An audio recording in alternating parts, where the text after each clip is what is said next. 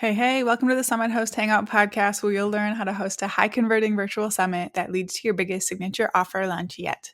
I'm your host, Krista from Summit in a Box, and rather than summit strategy today, I think I need to give you all a little pep talk around giving yourselves permission to rest after a summit. I think everyone needs more resting. Can we do some resting? And I don't even care how well your summit did or how smoothly the process went. Even if you loved every minute of it and had a team handling a lot of the work, you've still been in a form of go mode for months, even if it was just your mind thinking forward to this big event that you knew was going to change your business. Your body and brain need and deserve a rest. So today I'll share why I believe pretty strongly in something that might seem kind of silly, and also share how I rest and reset after a summit. Honestly, some of you have the message. You could hit the next episode, but for those of you who do like a little more context, to hear more thought around it, to hear what I'm doing, listen on, and I will share more information than you thought could be covered around this episode topic. But I want to just start with why I think it's so important to rest after a summit. And first of all, they require a lot of energy, right? You have been planning and coordinating, promoting, showing up in different ways, and just thinking forward, anticipating this event for at least 3 months, right? And even with a great plan and timeline and team and whatever, summits still take a lot of mental energy, emotional output, and all of that good stuff.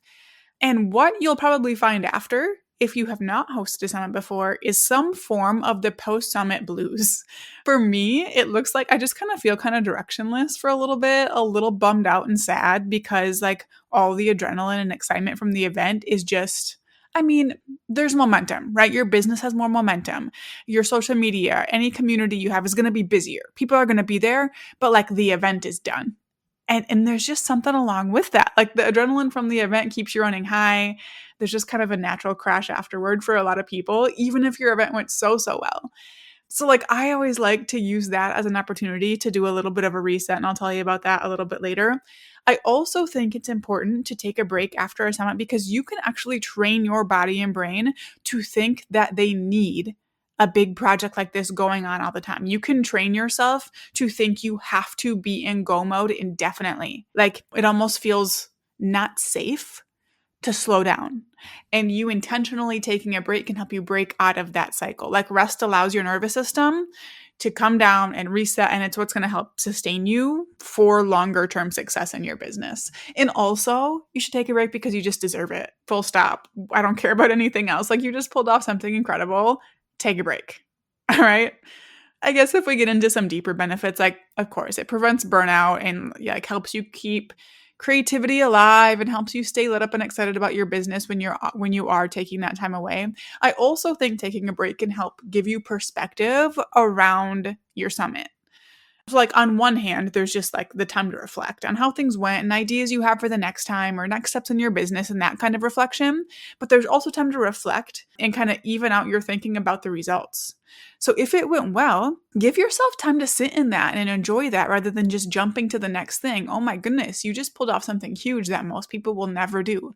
Let's celebrate that. Let's give ourselves some time to be happy about that. And also, if it didn't go as well, again, give yourself that time to reflect and reset. And I always find that time away from my business reminds me of what's actually important. I always have that moment of oh wait, why was I so obsessed about my business? All of this is actually what matters. While I'm making a big impact in my business, all of this, referencing my family and faith and all of that matters so much more. But we need to step away before we can have that reset. Right?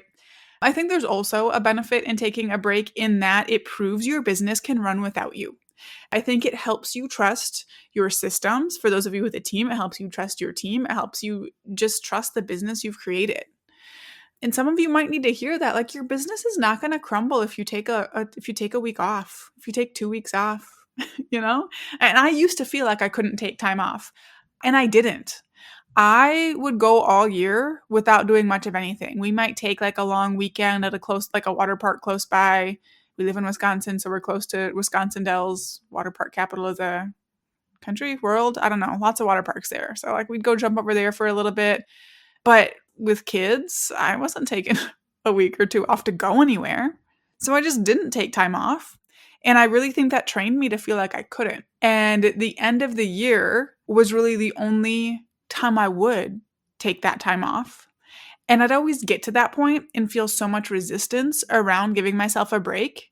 And it would take me a few days to settle into it, right? Like it wasn't like I was instantly like, oh, wow, this is so nice. I was like, oh my gosh, I want to work for a couple of days. I'm feeling that. But then I settle in and suddenly I don't want to go back because we do have that switch where it's like, oh, wow, this is nice. Oh, this hobby is actually fun. Well, I'm just going to sit here and read a book. I'm going to play with my kids and not worry about work.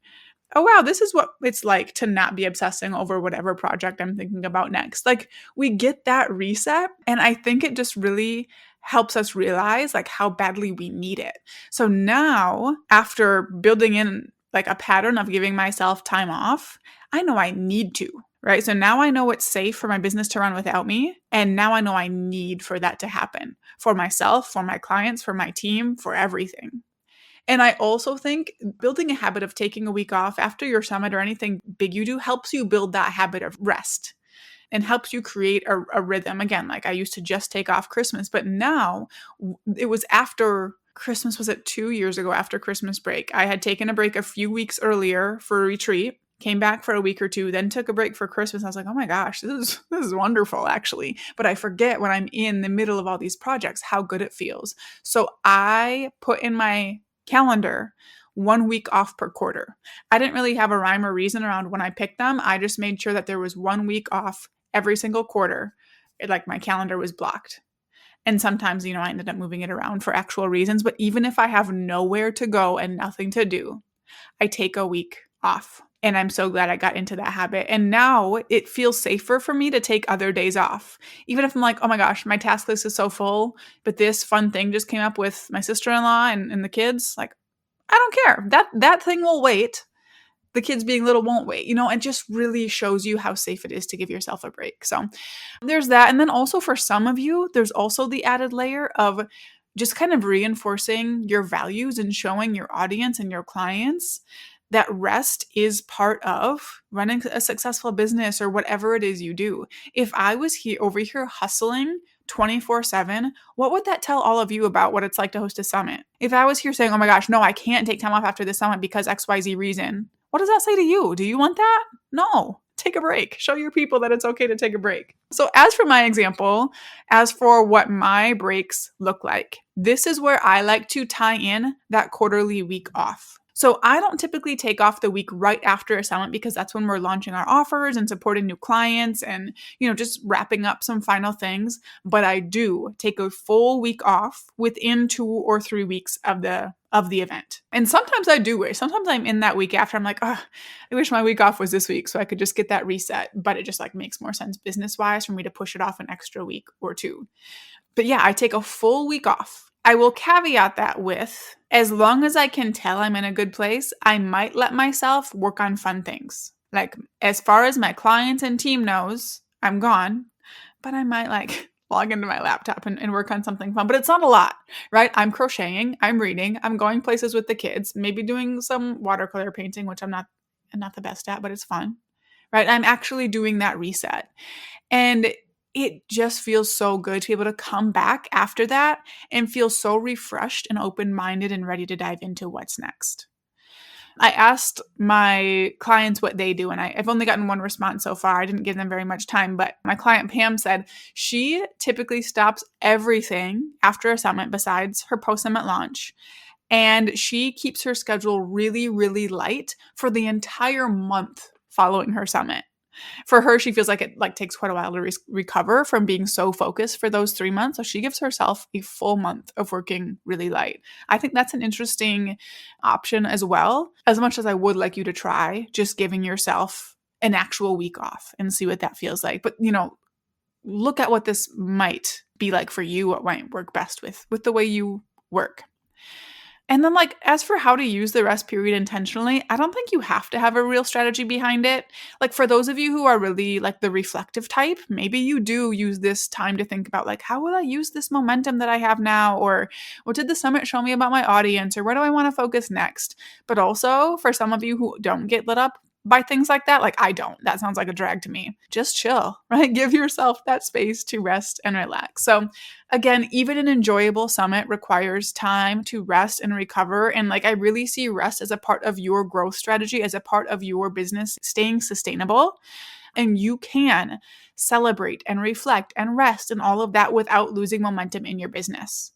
Give yourself the space to prove that so you can believe that. And it's not just me telling you. Like, the calmer you are, the more reset you are post summit, the clearer you're going to feel on your next step. So that's what I have for you on my little mini rant, please rest type situation. I hope it was helpful, but thank you so much for tuning in. For show notes and resources mentioned, head to the link in the episode description wherever you're listening. Now go out and take action to plan, strategize, and launch your high converting virtual summit.